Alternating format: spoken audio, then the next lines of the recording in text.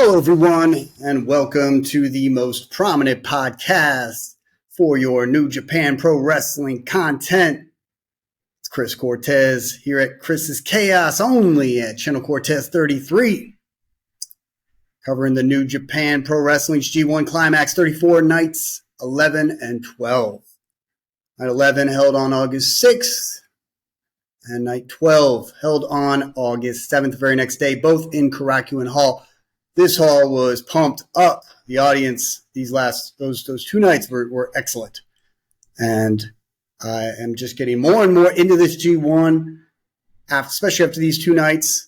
I feel like a lot of things were answered during the night 11 A block, whereas B block, I think things are still a little bit up in the air now, maybe more questions than answers. I felt like right off the bat, Finlay was going to win and defeat Hiroki Goto. I was mistaken. By the end of the match, I was a believer. I mean, the crowd was going nuts. Goto, he comes in with that music that just pulls at your heartstrings, makes you a believer. All right, makes you think you're watching some sort of like samurai Bushido warrior saga of a man coming out of the ashes to avenge the death of his family. And he plays the part to a T, Not to mention his daughter and son were there watching. And after the match, he was lifting them up, carrying them out. This is not the WWE. They're not going to have him get destroyed in front of his kids. So great match. By the way, if you hear the fans, happen to hear the fans, I'll probably be, taking out the background noise with edits. But I have two fans going right now. 90 degrees in Wiesbaden. Pretty sure it hit 92 at some point or will hit 92. It is hot as all heck, as hot as all Hades here in Wiesbaden. So, like I was saying, A block is pretty much, almost sealed, set in stone. We're so close. The guys that are looking like they're going to go is Evil, Naito, okay, and Sabre. But there's a good chance that Evil and Sabre will be taken out. I'm one of them. I'm not saying both. I'm not suggesting that they should or if they definitely will. I just feel like one of them may not make it all the way. And after this review, after watching Sabre versus Evil, 19 seconds. There's got to be some kind of a record, maybe at least in the top three of fastest G1 pins ever. It was a quick one, to say the least. And this was an important one because Sabre was trying, he was gunning to tie with Evil. Now, not only does he tie with Evil, if it comes down to a tiebreaker between these two, he would win the tiebreaker as a result of this pin victory. 19 seconds. We're going to go over that. And probably about as fast as the match itself, because it's not, 19 seconds is a lot to cover. But Naito, another one. He's pulling the catch can. He's getting the Young Bucks with roll-ups and tricking them. He was off to a slow start, but now he's gunning. He's gunning. He's got 8 points, and he's right behind Evil and Sabre. So let's talk about night 11. We'll get into night 12. Night 12 is a little bit more tricky, but we'll get into it. So one thing to start, Chris Charlton back on commentary. So happy with that. He brings so much to the table. He can translate. He's got a well-versed vocabulary in wrestling terminology, moves, and everything going on with the stories, wrestling content, the backgrounds, the stats, everything you can do. He's like kind of the heart and soul of New Japan Pro Wrestling in terms of English commentary. Walker Stewart's decent. He's definitely, done his best. And I think that he's grown on me. I'm definitely not hating him, but no one really tops Chris Charlton at this point. He is the voice of New Japan in terms of English commentary. So very happy to hear that. We get Callum Newman versus Great-O-Khan. Okay. I'm thinking Khan was going to win. Sure enough, he did. Newman coming in at 4 points, 2 and 4. Khan also 2 and 4, 4 points. At the same time, I'm also thinking this could be that draw that we've been looking for. They're both members of United Empire. This could be the draw. wouldn't make much more of a difference. But no, they wanted to see who could defeat the other. Con and Newman bump it fists, show respect, some chain wrestling, keep things clean, right to the ropes. These two are just going move for move. We get a big kick from Newman, double chops from Con. He does a little sit down on the Newman, in the post. Con in control with the sleeper. Newman from Callum to block. Knee from Callum to block the claw and double stomp to the back. A little bit of a tongue twister there. Nice and secure after the back splash, followed by the rugby kicks and the standing moonsault. Pin attempt by Newman. Con backs Newman to the corner, followed by a judo arm drag, hip toss, gains some breathing room. He goes back to the sleeper. Big gut punch from Newman, responds with that Meteora. Really cool to see. Standing Meteora, drop kick, and the double stomp on the back from the springboard. Con catches him, but Newman fights off and hits the roundhouse kick, the tornado kick near fall. Ozcutter, he goes for it again, gets caught. Con hits the claw. Blade run. Basically, it's a claw into a Blade Runner or, Sister Abigail to the Eliminator. It's over. Con is now 3-4, 6 points. I think he's won 3 in a row, if I'm not mistaken. Either way, he's looking good. He's pretty much out more or less, but he's looking good. Newman definitely out at 2-5 of the playoff picture. They show some respect, between the two on their way out. Newman, all I got to say is he needs to drop that Ozcutter. I believe this is 2 in a row that he goes for the Ozcutter and pretty much pays for it with a loss. He's got to establish his own identity. He is the Prince of Pace. I'd say go with the Meteora. There's double stomps. You got plenty of moves in your arsenal. You can do plenty of other stuff. I think I even give you this one. I think the Spanish fly off the springboard is probably the coolest looking finisher you could do. And you probably would be able to pull it off Callum Newman. So got to drop the Ozcutter. It's literally named after someone else, your former leader of United Kingdom. Yes, you're paying homage, but at the same time, it's just it's keeping you in a shadow. So, sorry, but that's the case. So the second singles match in night 11, Gabe Kidd versus Jake Lee. This was fun. After all the talking, we got Kidd 3-3, 6 points. Lee 2-4, 4 points. Chris Charlton, he points out how well these two have worked as a team in tag team matches. They've looked good. They seem very cool with each other. And that's not common for a guy like Gabe Kidd. Lee comes out with 2 cups of beers. He wants to cheers. Maybe he was willing to just do a draw and call it a day. I don't think either of the two can really make it, but Kidd definitely could make it. Let me correct that. Kidd can make it, Lee not necessarily. But Kidd running boot right before Lee could even make it to the ring. Kidd strikes Lee with a chair, then went straight to the head. He gets on the mic and says, "Welcome to War Dog's mother effer." If I can stop myself from saying the F-bomb, I'll do it. He tosses a table. Lee dodges. Knees Kidd right in the gut, grabs a chair, gives Kidd a receipt. So this is going to be a super brawl. They continue to strike outside up the stairs of among the audience, forcing the audience to move. Kidd walks to one side, runs right into Lee's knee. Big Jake Lee chants. This match is on fire, and it really hasn't even begun. The crowd is loving it. I'm having fun. He flicks off the crowd, does Jake Lee. Sets up the table alongside the barricade. He then whips Kidd through it. Finally, they're back in the ring. Bell sounds, and Kidd hits the lariat for a near fall. Big knee to the gut. Kidd strikes back. Big shot from Lee sends Kidd down. Lee in one corner, Kidd in the other, runs into Lee's kick, pin attempt, choke slam from Lee. Another near fall, frustration showing from Lee. He goes for the face break, runs right into Kidd's lariat. Both are down on the ring mat. They get to the knees and strike each other with forearm shots. Kidd says, "Stand down, bitch." And they exchange several strikes. Kidd delivers a ripcord palm strike, essentially sending Lee down. Boot blocked. Lee delivers a boot, but Kidd falls out of the ring over the top rope. The face break doesn't completely connect. On the apron, Lee caught by the leg, and Kidd delivers the German. Lee's on the barricade, dodges the attack from Kidd, who then hits the barricade at about 18, and Lee runs into the ring, wins via countout. Kidd is livid. The smart bastard. He, now at 6 points, is 3-4. They embrace Kid. Says one. He points and says one time. Okay, they do the wolf kiss. They, no cheap shots from Kid.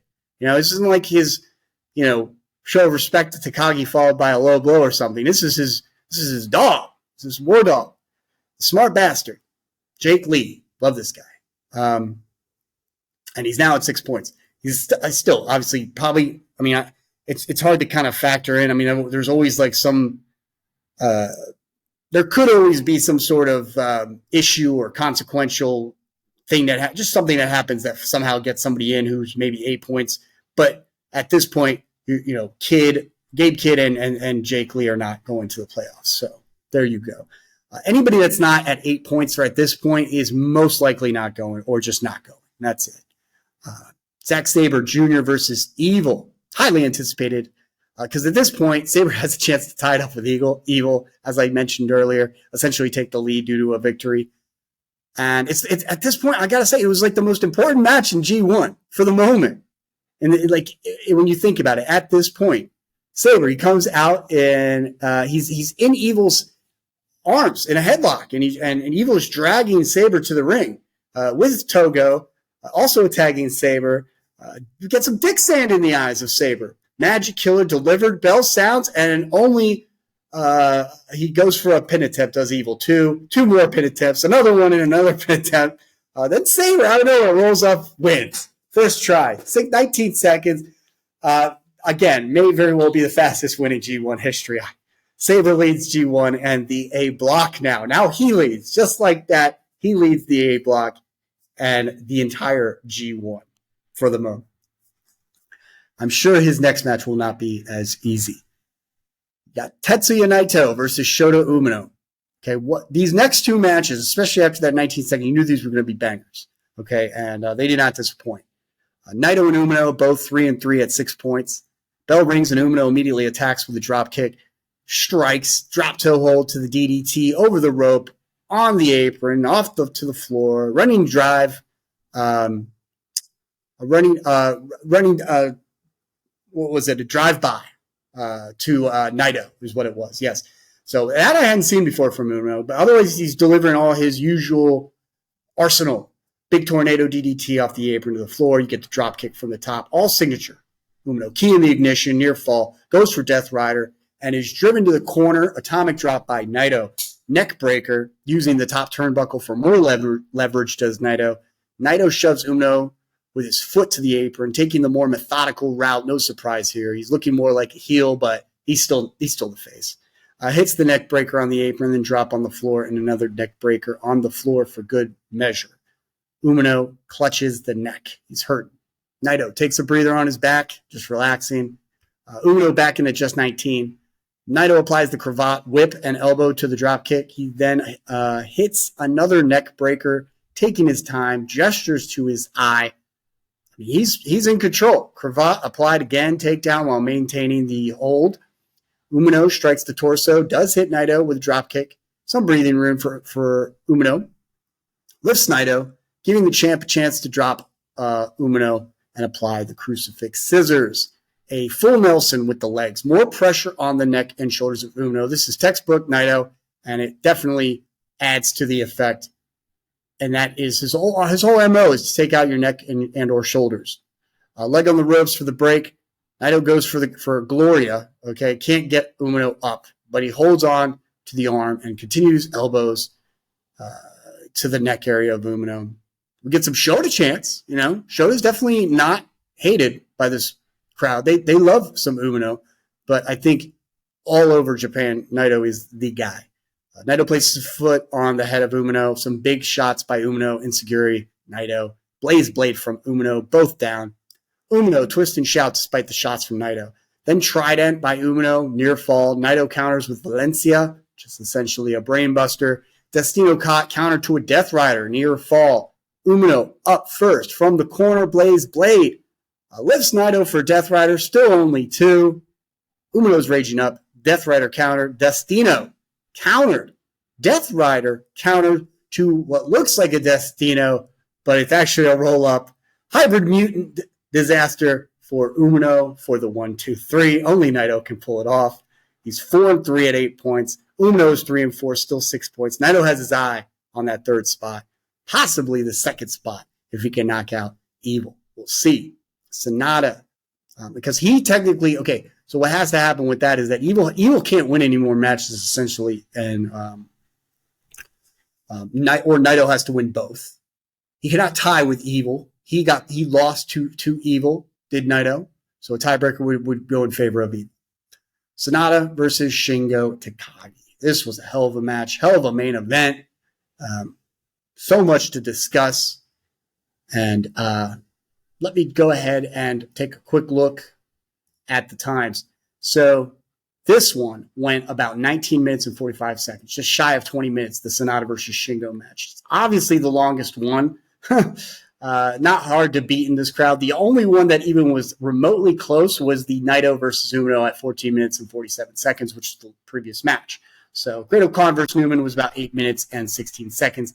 Jake Lee versus Gabe Kidd, only 5 minutes and 11 seconds, but it felt like it was a brawl. So it was, there was a lot going on before the bell rang. So I got to give credit to them. They put on a show for at least a solid, 8 to 10 minutes of brutality. So, but this one was epic. Okay.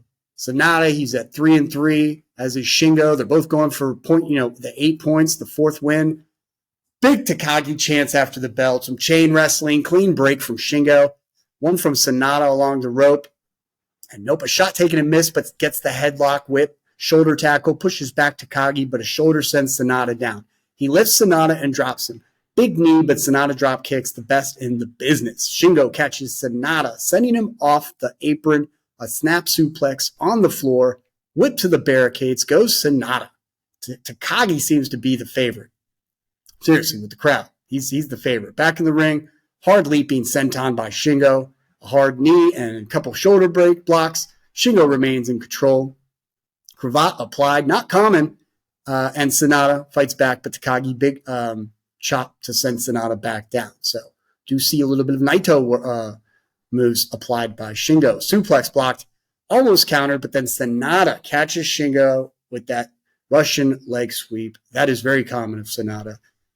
Signature leaps from Sonata into the drop kick, sends him out, and then you get the plancha. It's I don't want to say it's formulaic because it's giving he until the crowd stops chanting Sonata after that plancha, he's giving the people what they want. So it works. Back in the ring, back suplex, pin attempt by Sonata. Almost a Destino into almost a dead fall. Shingo catches a DDT. Shingo big suplex, pin attempt. He says, "Let's go. It's Takagi time." Never gets old, in my opinion. I love it. Made in Japan, blocked, but he does land a twisted out. Lariat in the corner. Sonata able to bounce off the corner pad, then lift Takagi for a magic screw. A kick up, and he's primed to end this one. TKO by Sonata. Moonsault missed. He lands hard. Takagi hits the German, but Sonata lands on his feet. Delivers a Shining Wizard.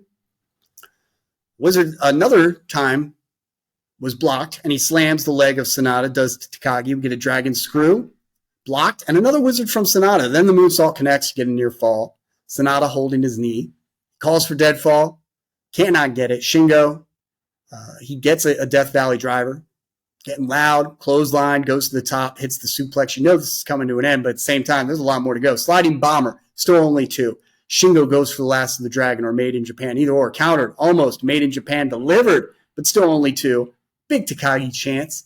Last of the Dragon blocked. Strikes by Takagi. Last of the Dragon. Sonata slips out. Big uppercut. Roll up by Sonata into the bridge. So close. Huracan by Sonata. Caught. Running elbow connects. More strikes, headbutt, dropkick from Sonata, Shining Wizard, and Bomber. Still only 2. Running, pumping Bomber. Shingo Last of the Dragon counter to dead fall. And the 1-2-3. So as soon as Sonata hit that dead fall, it's over. This is what I was expecting in the end. They make it look so good. You can't count Takagi out. Perfect example, Goto versus Finlay. I was so sure Finlay would win that one. But when the crowd is so hard behind them, it makes you wonder if you pick the wrong guy, and you start to see who New Japan is really, backing here. And Takagi is just one notch shy of a Sonata and a Naito. And this is why Naito and Sonata, I know, are going to go to the playoffs. And I guess I'm going to predict, I'm going to go with either, it's going to be either Evil or obviously Sabre or Evil. One of them is going out, is not going to make it. It could be due to an injury or just because they keep losing. And at this point, I'm thinking it might be Evil, but you never know.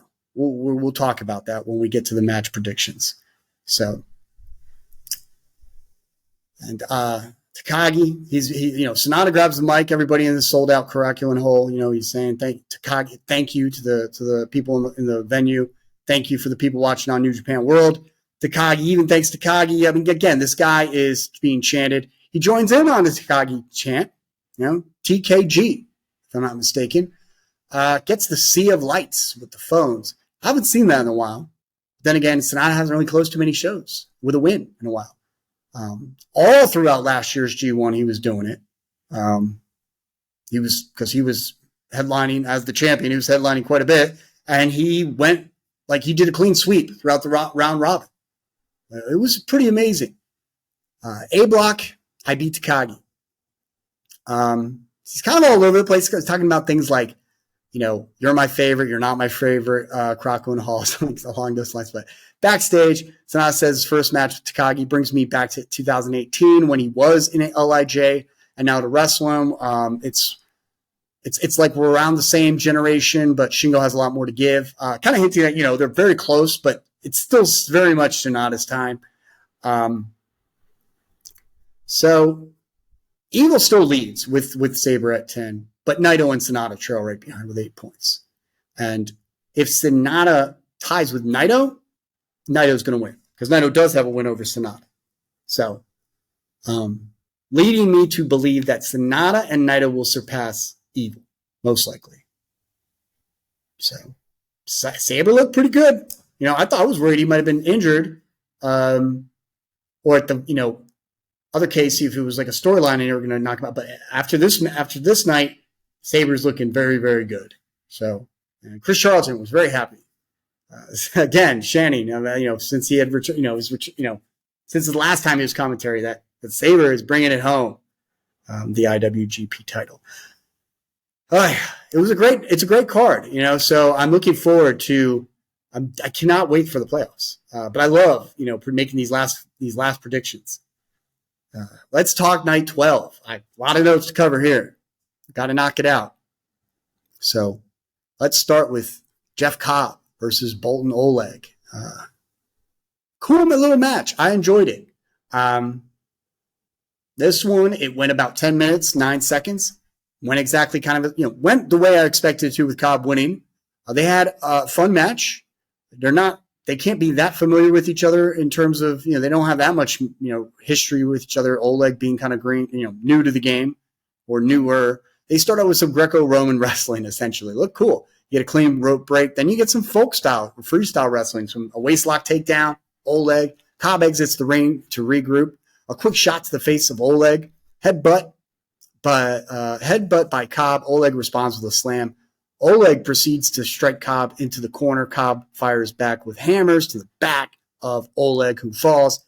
Cobb stomps on the lower back and almost catches the wave, but Oleg back up and attacks Cobb. Though scoop slam, standing moonsault missed by Cobb. Oleg back up on the attack again. Big shoulder tackle from the middle turnbuckle. Running splash. Cobb avoids and hits the drop kick, but Oleg responds with one of his own. Hard shot from Cobb. Back splash, but Oleg grabs on for the German. Cobb fights it off, but he is unable to fight off the belly-to-belly suplex. Then Larry and splash by Oleg, who then goes for a pin attempt. Both these guys are very evenly matched. They are muscle-bound like dudes. They are brutes, strength, super powerful, but also super athletic with a lot of agility. So it's amazing what they can do in the ring, both these guys. So we get a gut wrench attempt. Cobb fights and goes down. He does his own. He fights it off. He does his own gut wrench, rotating Oleg 3 times. Then he says, "This is my move." And, nobody's arguing that. Nobody's disputing that it's not his move at this point after doing that. But then we get a German by Oleg, gut wrench from Oleg, 4 rotations. Just one more than Cobb. He does a little kick up. So that point, we're thinking, okay, it's still Bolton's move. Bolton bomb lands it on its target. Pin attempt. Get the kamikaze attempt. Cobb holds on the rope, lands on his feet. Big Uranagi, and another followed by the hammer and sickle. Pin attempt. The moonsault near fall. Cobb signals for Aloha Maker, but counters to a sharp kamikaze. Okay. I didn't, I've never really seen him do that much of the Aloha Maker, but the commentary seemed pretty, lit up for it. They seem to pop for it. Oleg lifts Cobb, who slides off. So Oleg hits the lariats, but a super kick from Cobb, massive lariat. Then he just hits Tour of the Islands for the 1, 2, 3. He now has 10 points. 5 and 3. He's leading the B block at this point. Oleg at 4 points is out. Cobb acknowledges Oleg. And I was expecting Finlay to make it to the 10. So, I mean, right now, it's looking like it's Cobb. It's Cobb's block, So we'll talk more about that. Got ELP versus Konosuke Takeshita. Man, this match was this to me was my favorite match of the night in a lot of ways. The spot was incredible. All I gotta say, that tombstone pile driver from Takeshita onto a placing an ELP right on that table, through the table rather, it was devastating. Match easily the spot of the night. These two can go so well. Honestly, I'm starting to think that at this point, Takeshita is definitely, he was already in discussion, but now he's kind of in my mind as perhaps the best wrestler in the world today, pound for pound. You got your Kenny Omegas. Of course, he's, God, willing, he'll come back, but Will Ospreay is arguably the best in the world today. Same with a guy like Daniel Bryan. I'm thinking it's Takeshita. Takeshita, more and more, and in this setting, in this context of New Japan Pro Wrestling, he's looking like he should just be their guy. ELP is right. People who want to argue against me can talk to me about this, but honestly, ELP looks amazing. He does not get enough credit. He clearly should be. He's so loved by the crowd. He's such a crowd favorite, and he's got all the presentation to make himself, just marketable and a real asset to to any company that he's in. I feel it in my bones. This guy is going to AEW or WWE. He can do whatever he needs to. He's got so much charisma, personality, and he can do things in the ring that most people can't. And I just feel like if he gets on the mic, if he needs to, cut promos, he'll be able to do it. He's got a likable personality, just without even the promos, just his ability his chemistry with the audience. So, El Phantasmo versus Konosuke Takeshita. Takeshita, 6 points, only one between the two. He's the only one between the two that can even make it to the playoffs if he continues to win. Bell sounds, chance for both men. Clean handshake. They lock up. Quick to the ropes, shoulder tackle. Takeshita, drop, kick, ELP. Big leaping lariat and a kick up from Takeshita. Back suplex, but ELP lands on his feet, able to duck and roll away from the attacks. Big shot to the gut. Midsection by ELP. Takeshita back up and hits a DDT with authority. Hard whip to the corner. ELP's back. Must be stinging at this point. Chance for both guys. Another hard whip, but misses the running knee. Flips over the post to the floor. And ELP fires back with the suicide dive, then goes right to the top post. Moonsault over and past the barricades. Takeshita, second time in a row I've seen this. And hits Takeshita to the chairs. Back in the ring, senton moonsault off the springboards. Signature ELP pin attempt.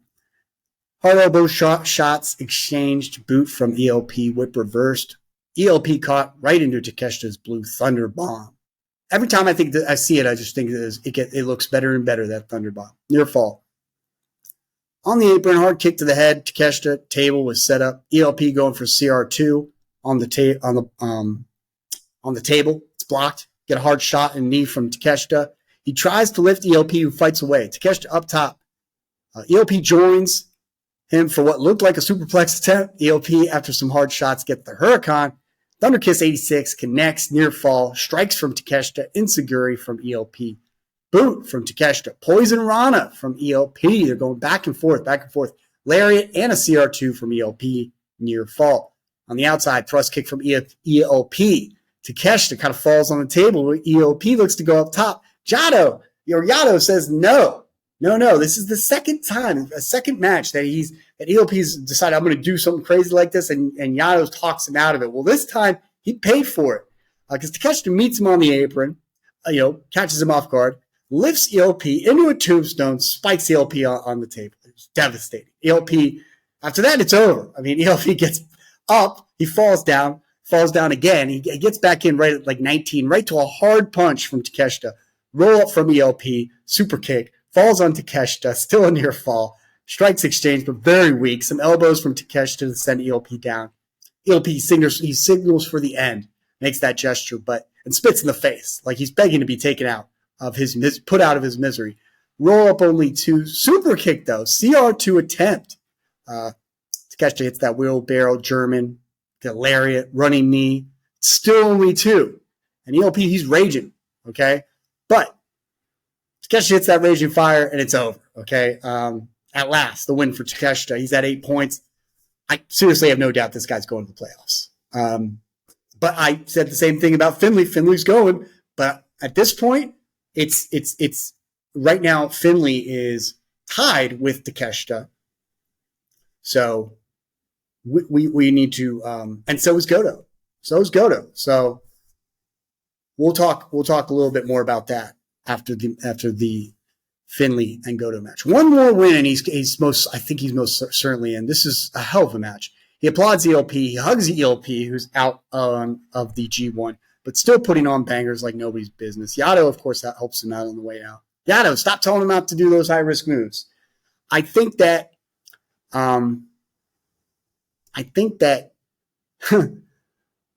ELP hopefully is just getting so much praise by people like Takeshita to the ears of whoever is in charge of AEW. This guy is just so ready to be utilized for so much. I just can't stress it enough. People think you're giving him too many flowers. No, I'm really not, because I know when I see a superstar. That's it.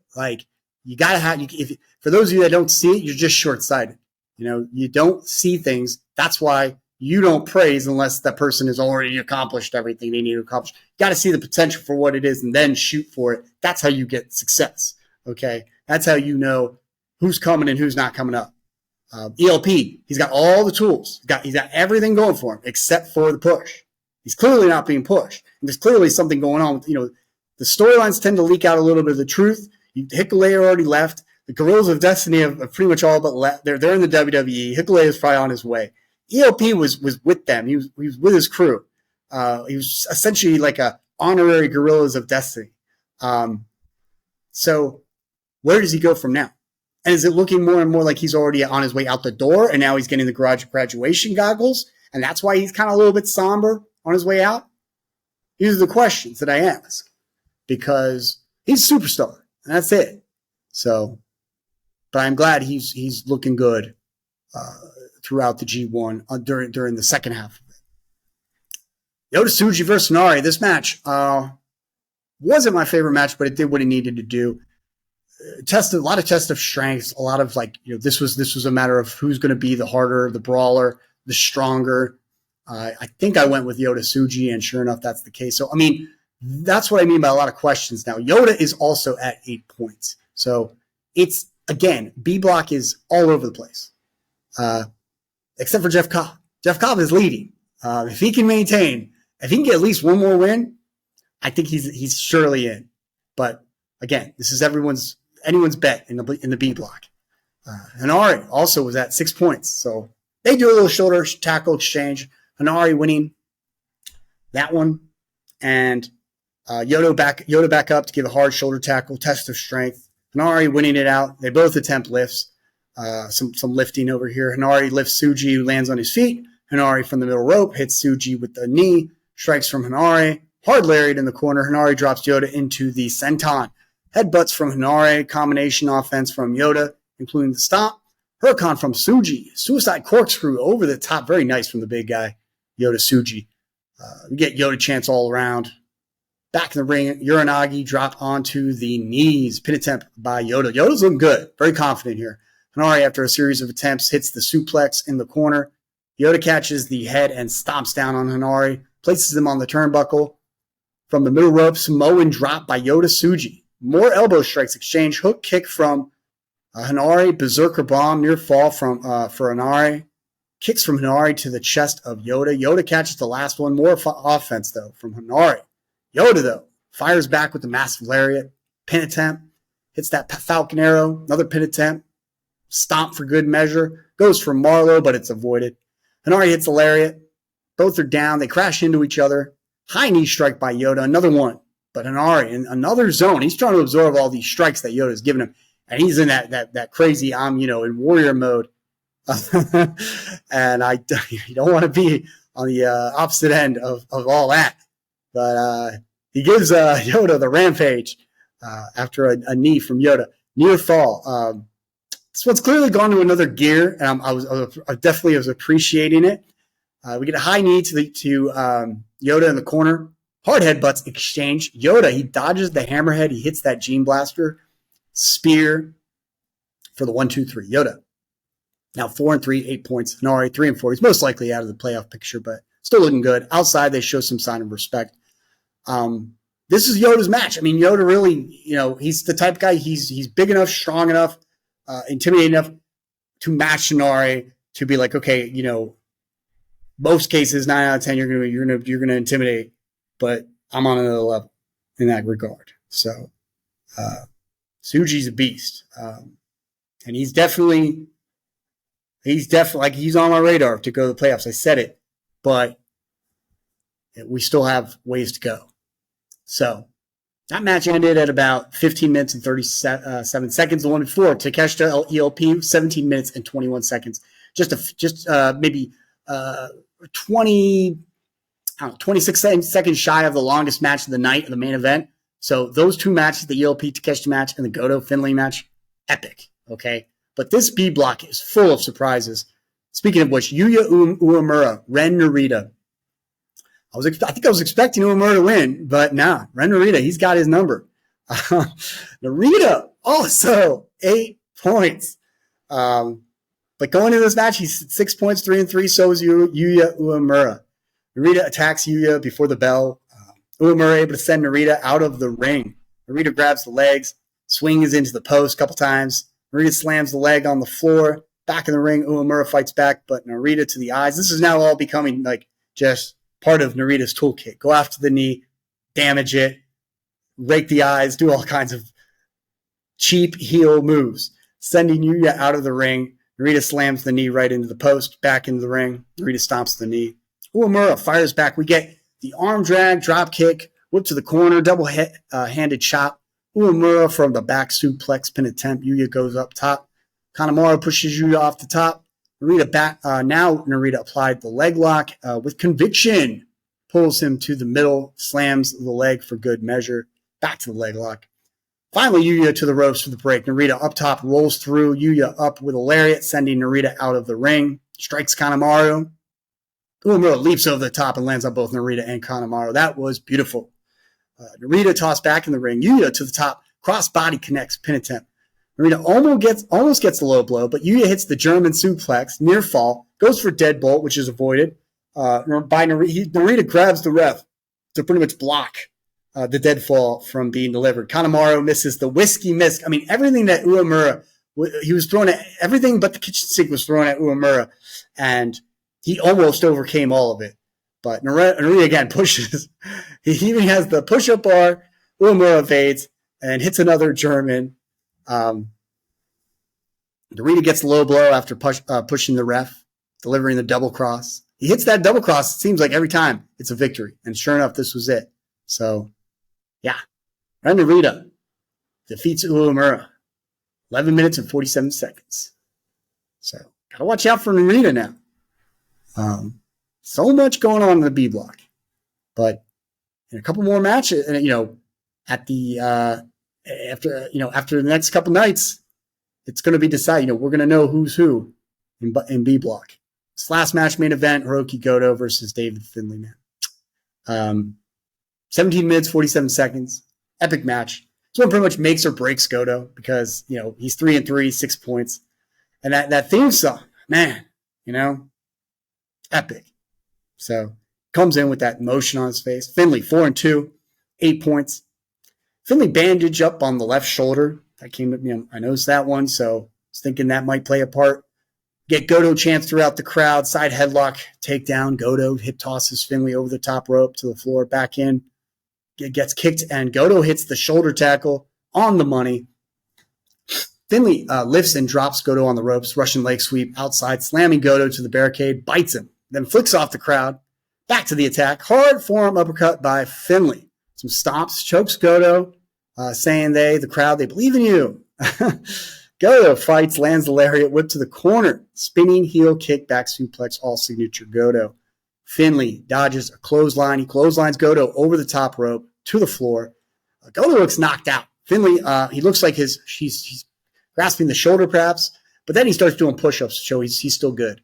Shoves Goto to the barricades, exposes the floor, lifting those pads up. They struggle to lift the other, but Goto delivers a back body drop. Finlay hits the exposed floor hard.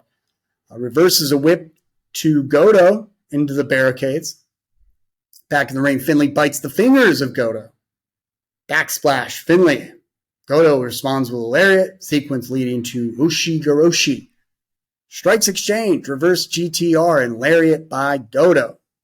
Crucifix roll-up, though, by Finlay to counter a GTR. Goto using the corner, hits the GTR magic screw style.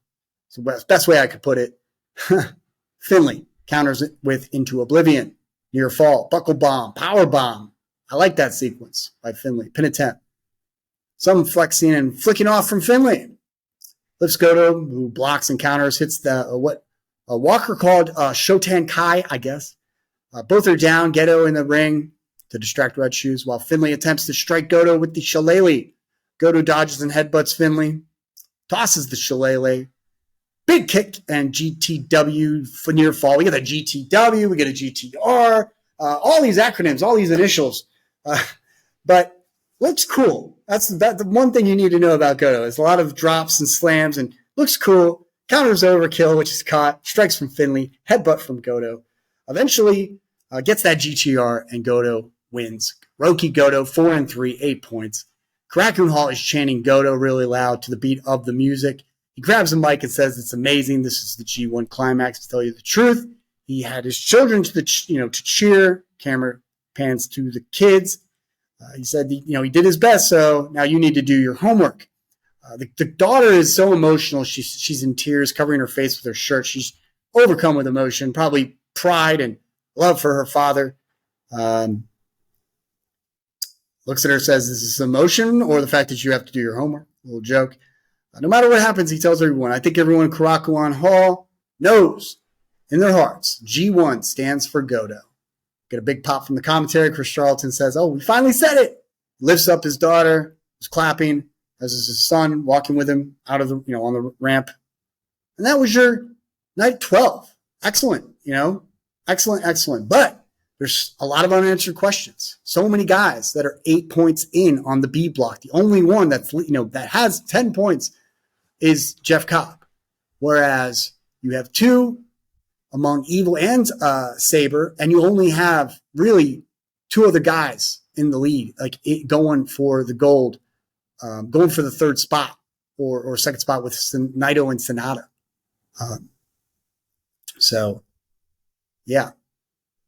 Now, I'm trying to think of anyone I missed. But yeah, I think it's it. I mean, the A block is pretty much set in stone, except for which of those top four guys are going to go. So, but there's just more of a well-rounded 8-point count among the B block. So let's talk about the next couple nights. I'm almost caught up. I'm going to try to watch one of these nights tonight and then get one more review in tomorrow and follow up with the August 12th and August 14th shows, and I'll be caught up for the playoffs. Okay. But let's take a look. Let's take a look at what's going on. August 8th, August 10th. So nights 13 and 14. We got Naito versus Callum Newman. I'm going with Naito. I mean, it would be a big surprise if Newman wins. Can't take anything away from Newman, but it's going to be Naito. That's what I'm going for. Sonata versus Great Khan, going with Sonata. It's going to be very difficult for me to figure out who's going to be taken out here. So I'm going with both these two to win. Umino versus Jake Lee. I'm going with Jake Lee. And honestly, I think it's going to be either a draw, it's going to be a count out, some sort of disqualification. He's just done him to take out Umino. Zack Sabre Jr. versus Gabe Kidd. This is another one. This could be the one that takes out Jr. for good. Zack Sabre, because Kidd is a madman. So he'll hold on to that gimmick and use it. I think that Sabre could very well be taken out early after this crazy match with this guy who's already pissed off that he lost to Jake Lee in via countout. So I think I'm going to go with Gabe Kidd. This guy's a brutalizer. Okay, he's not going to play around with the technical stuff. He's going to run right through you. But Sabre's smart. He's cunning. He's crafty. So, and if anyone's going to win between Evil and Sabre, at this point, I'm going to go with Sabre. Takagi versus Evil. Going with Evil. I'm going with Takagi. I'm going with Takagi to win this one. Yeah. And this is going to go back to what I talked about with the tournament. I kind of said it, before that Naito and Takagi would be in the playoffs, and they have one more match to kind of settle that score because Naito lost to Takagi at the very beginning of this thing. Sonata, I could see, I'm seeing him win the whole thing. So if Sonata wins both matches, he will lead the A block. And it doesn't matter if Naito loses one match. It doesn't matter if he beat Sonata. It's going to be he's still going to be behind him, and Sonata's going to have the bye. So Sabre's looking good and Evil's looking good, but a lot can happen these next two nights. So I'm going with Takagi to win. Okay. Either way, we're going to find out a lot more by the end of that night. It's going to be fun. It's going to be a lot of fun. So I can't wait to watch. I'll probably watch some of that tonight. I'll get through it hopefully. Let's look at August 10th. This is night 14. So, Konosuke Takeshita versus Bolton Oleg. I'm really feeling Takeshita, but if Takeshita loses this one, I think he's going to be out. So many guys have 8 points. You can't really lose right now. I think he's going to win, though. I'm going to go with Takeshita. I think Oleg is kind of like on his way. He's going to want to get one more win at least. I don't think this is the one though. So I'm going to go with Takeshita. But I mean, of course, wouldn't be surprised if Oleg wins. He's been doing great in terms of performance, but Konosuke is on fire. Okay.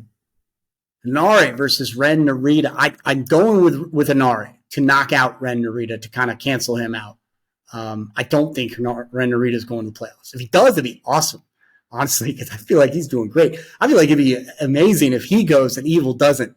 That might create some distension in the House of Torture. Some tension and dissension. Yes.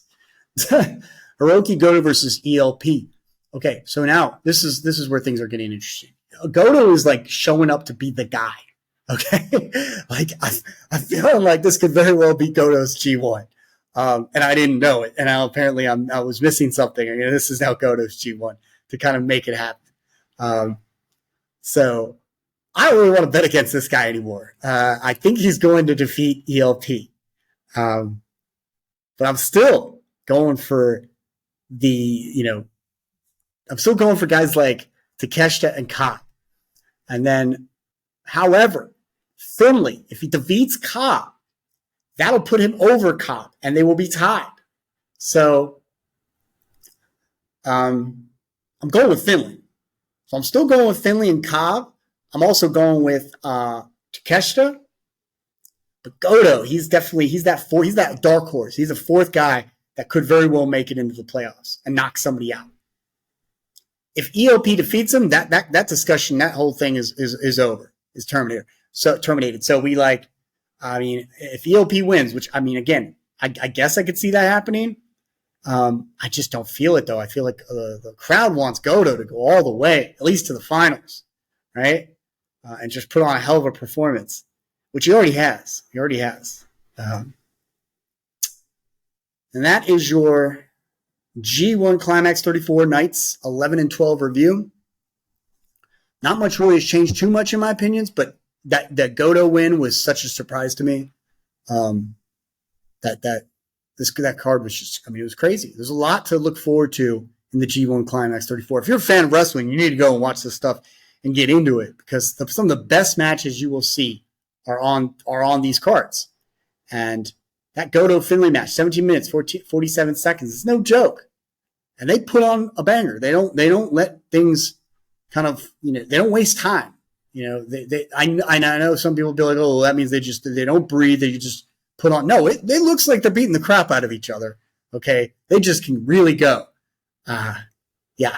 So we're going to move on from there. I will hopefully get another review in by tomorrow. And then, which is when, of course, the next event will take place. And I can then do a review on the 15th. And we'll be ready for the playoffs. So, guys, it's been great. It's been a lot of fun. Please hit that like or subscribe button. Join me at ChannelCortez on Instagram and on Twitter. And I'll talk to you guys soon. Take care.